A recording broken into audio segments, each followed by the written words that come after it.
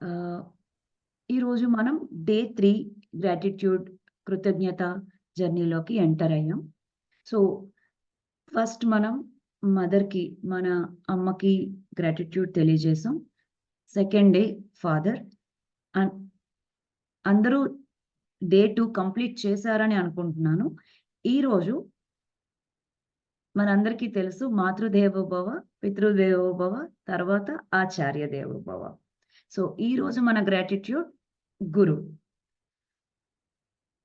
Of course గురు అంటే మనకి మన మదరే ఫస్ట్ గురు. అందరికీ తెలుసు. తర్వాత మన ఫాదర్ నుంచి కూడా మనం నేర్చుకుంటాము. మన తండ్రికి కూడా సెకండ్ గురు.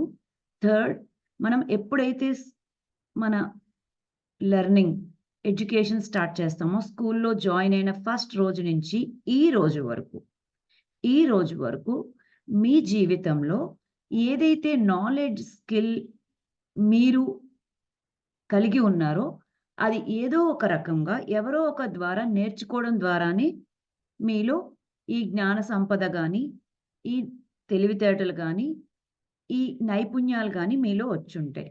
సో, మీ జీవితంలో ఎవరు మీ జీవితానికి కావలసిన పాఠాలు నేర్పించారు, వాళ్ళ అందరికీ ఈరోజు మనం మనస్ఫూర్తిగా కృతజ్ఞత తెలియచేసుకుంటాం. సో, థాంక్ యూ తో స్టార్ట్ చేసి ప్రతి ఒక్కరికి వాళ్ళ పేరు అది మీ స్కూల్ టీచర్ అయినా, ప్రైమరీ స్కూల్ టీచర్ అయినా, కాలేజ్ టీచర్ అయినా, అప్పర్ ప్రైమరీ టీచర్ అయినా, లేదంటే మీ హైర్ ఎడ్యుకేషన్‌లో టీచర్ అయినా, కొన్నిసార్లు మీ ఆర్గనైజేషన్‌లో మీ కొలీగ్స్ ద్వారా అంటే మీ సహ ఉద్యోగుల నుంచి కూడా నేర్చుకొనుండొచ్చు. అదే కాకుండా మీ బాస్ నుంచి ఏమైనా నేర్చుకున్నా, అన్నీ మీ స్నేహితుల నుంచి మీరేమైనా నేర్చుకున్నా, ఎవరి నుంచి మీరు నేర్చుకున్నా, వాళ్ళ ద్వారా ఎవరి ద్వారా అయితే మీరు నేర్చుకున్నారో ప్రతి ఒక్కరికి, ప్రతి ఒక్క పర్సన్‌కి మీరు ఈరోజు గ్రాటిట్యూడ్ చెప్పాలి.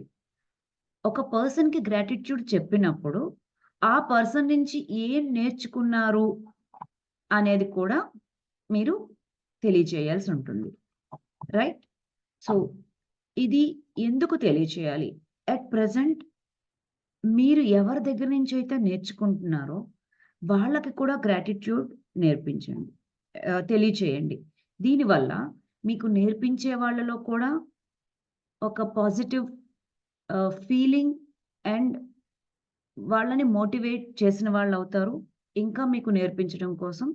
అంతే కాకుండా మీలో ఎప్పుడైతే ఇది కృతజ్ఞతా భావం అనే ఫీలింగ్ కలుగుతుందో, మీ జీవితానికి కావలసిన పాఠాలు నేర్పించే వ్యక్తులని మీరు గురువులుగా పొందే అవకాశం ఉంటుంది. అట్రాక్ట్ చేయగలిగే అవకాశం ఉంటుంది.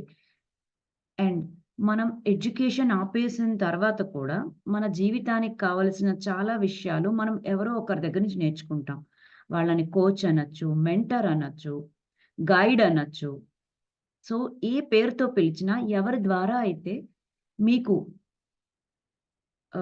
సపోర్ట్ దొరికిందో ముందుకు వెళ్ళడానికి, ఎవరి ద్వారా అయితే నాలెడ్జ్ దొరికిందో, ఎవరి ద్వారా అయితే మీ నైపుణ్యాలు మెరుగుపడుతూ ఉన్నాయో, వాళ్ళందరికీ మనస్ఫూర్తిగా ఈరోజు గ్రాటిట్యూడ్ తెలియచేయండి. ఆఫ్‌కోర్స్ కూర్చొని రాస్తే 21 మంది కాదు. చాలా ఎక్కువ మందే వస్తారు. కానీ మినిమమ్ 21 రాయండి. తర్వాత ఎన్ని ఎక్కువ మంది మీ జీవితంలో, మీ జీవితంలో మీరు ముందుకు వెళ్ళడానికి, మంచి మార్పుకి కారణం అయ్యారని మీరు అనుకుంటున్నారో వాళ్ళందరికీ రాయండి. ఆ! కొన్ని సార్లు ఇది రాస్తున్నప్పుడు మీకు ఇది కూడా రావచ్చు. కొంతమంది మీకు పాఠాలే కాదు, గుణపాఠాలు కూడా నేర్పించిన వాళ్ళుంటారు మన జీవితంలో. సో, వాళ్ళ ద్వారా నేర్చుకున్న గుణపాఠం కొన్ని ఛాలెంజెస్ ఫేస్ చేసి ఉండొచ్చు. సో, అది ఒక పాఠంగా, గుణపాఠంగా నేర్చుకొని, మీ ఫ్యూచర్ లైఫ్‌లో వాళ్ళు నేర్పించిన గుణపాఠం వలన మీకేం బెనిఫిట్ అవుతుంది, అనే దృష్టికోణం నుంచి చూసి రాసినట్టయితే, ఎవ్వరి మీద మీకు ఎలాంటి నెగెటివ్ అభిప్రాయం ఉండదు. ఎప్పుడైతే వాళ్ళ గురించి కూడా మీరు నెగెటివ్ చేసిన వాళ్ళ గురించి కూడా మీరు గ్రాటిట్యూడ్ తెలియజేస్తారో, అలాంటి వ్యక్తుల్ని మళ్ళీ మీ జీవితంలో చూడకుండా ఉంటారు. అలాంటి వ్యక్తులు మీ జీవితంలోకి అట్రాక్ట్ అవ్వకుండా ఉంటారు. సో, ఈరోజు గ్రాటిట్యూడ్ ఎలా రాయాలని మీకు అర్థమైందనుకుంటాను. ఈ టాపిక్ గనక మీకు నచ్చినట్టయితే మీకు తెలిసిన వాళ్ళకి, మీ స్నేహితులకి, మీ ఫ్యామిలీ మెంబర్స్‌కి అందరికి ఇది షేర్ చేయండి.